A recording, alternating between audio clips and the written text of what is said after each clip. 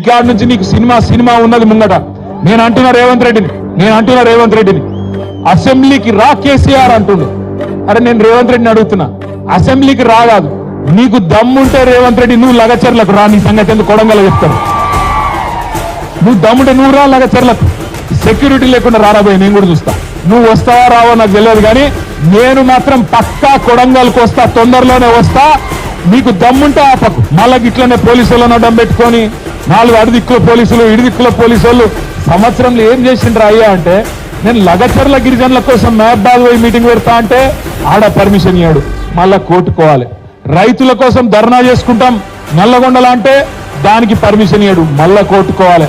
ఆఖరికి దాస్యనాయక్ తాండకు వచ్చి అంబేద్కర్ విగ్రహం ఆవిష్కరణ చేసుకుంటామంటే దీనికి కూడా ఇవ్వలే. మహేష్ అన్న పోయి ఆ డిఎస్పీ గారిని అడిగి, అయ్యా డిఎస్పీ గారు నీకు ఏందా బాధ అంటే, వాళ్ళకు అనుమానం అట పోలీసులకు ఏమని, వీడికెళ్ళి దాసనాయక్ తాండకెళ్ళి దగ్గరుంటది కొడంగల్, ఆయనతో దబ్బుకున్న వీళ్ళందరూ అటుపోతారేమో అని. గట్ల ఎందుకు పోతాం నాకు అర్థం కాదు. బేజాప్తా పోతామా?